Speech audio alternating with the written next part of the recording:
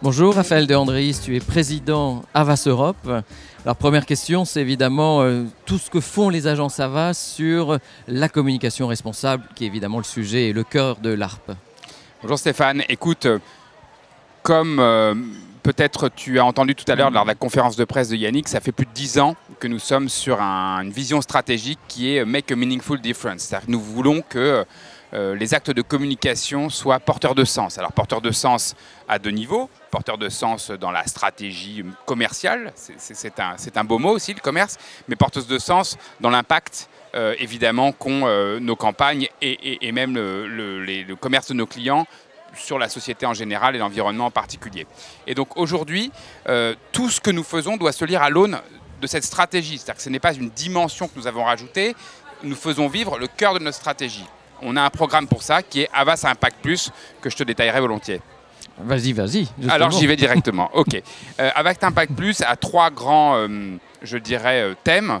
Le thème de la pratique de notre métier. Nous sommes les premiers à avoir créé un calculateur carbone de plan média. Nous sommes parmi les premiers aussi à avoir monitoré l'impact carbone des productions. Nous sommes les premiers, pour le coup, c'est sûr, à avoir un système qui nous permet de monitorer les représentations que nous mettons dans nos publicités avec Havas Paris. Donc c'est un aspect pratique du métier. Je dirais la première démarche RSE impact, c'est de faire en sorte d'avoir des salariés qui sont contents de venir le matin. Et quand je dis venir, c'est y compris au bureau, dans le collectif. Donc ça, je crois que nous l'avons plutôt bien réussi puisque 80% d'entre eux sont fiers de travailler pour Havas dans notre dernière étude. Et puis enfin, impacter ce que font nos clients.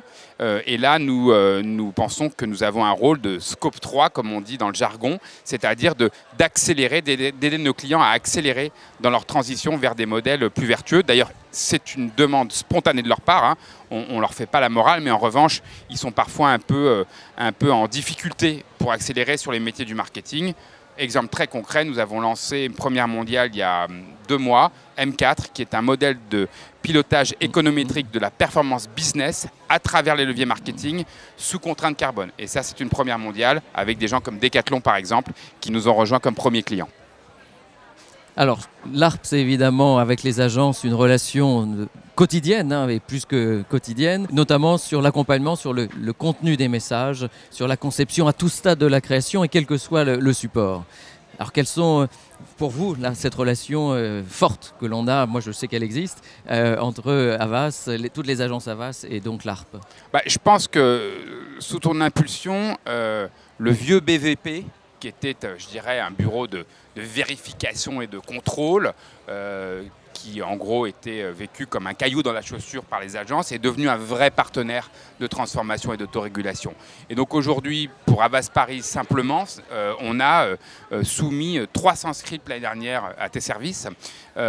13 d'entre eux ont fait l'objet de commentaires absolument justifiés qui nous ont aidés à changer le script parce qu'il y avait, on allait peut-être un peu trop loin, où il y avait des imprécisions. Et donc pour nous, c'est un partenaire de transformation fondamental dans notre démarche, non pas subie, mais totalement volontaire, de créer des représentations, des campagnes, des allégations qui vont le plus loin possible, mais qui jamais ne franchissent la barre, je dirais, de la malhonnêteté intellectuelle, même involontaire. Mais on a besoin de partenaires à la fois bienveillants et extrêmement exigeants comme l'ARP pour nous accompagner là-dessus.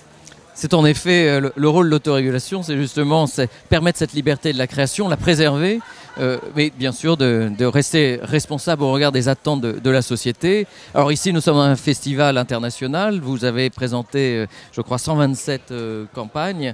Alors, nous sommes au milieu des Cannes Lions. Un premier bilan, mais plus global sur finalement tout ce qui se passe cette année aux Cannes Lions. Au Cannes Lions, il y a deux grands sujets de fond. Alors nous, on est très contents jusqu'à présent de ce qui se passe, donc une petite autopromotion. Les agences françaises en général, d'ailleurs, se comportent bien, donc je suis aussi très content pour mes confrères. Non, ce que je crois, c'est qu'il y a 2 thèmes de fond. d'ailleurs qui portent leur part de contradiction. Il y a la transformation positive du monde, donc en quoi les représentations et notamment la puissance de la communication permet d'accélérer une société plus sobre, plus économe en ressources. Donc ça, c'est très important. Et ce que nous avons fait pour, je dirais, une société de consommation un peu débridée depuis les années 60, c'est à nous de le modifier. Donc ça, je pense que c'est très clair. Et les prix et les awards, notamment ceux d'Avas, sont souvent là-dessus. Et puis, il y a un autre phénomène, je dirais, New Kids on the Block depuis quelques mois, qui est l'IA générative, qui aujourd'hui peut annoncer le meilleur comme le pire à tous les niveaux, et notamment en termes de consommation d'énergie et de, je dirais, de fiabilité de ce que ça dit, puisque c'est plus supervisé ou moins supervisé par l'homme. Et donc je pense que le sujet de cette année, notre conférence tout à l'heure sur la production était là-dessus, c'est comment est-ce qu'on concilie ces deux forces et comment est-ce qu'on crée quelque chose de vertueux à partir de ces deux forces qui sont tout aussi importantes cette année à Cannes. Merci beaucoup Raphaël De Andréis. Merci Stéphane. Et merci surtout de cette collaboration. Bah, écoute, on en est absolument enchanté.